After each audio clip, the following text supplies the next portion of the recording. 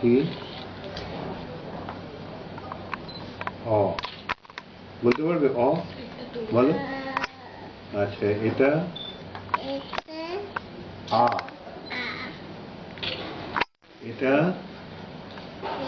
রস্বই, এটা দীর্ঘই, এটা উ,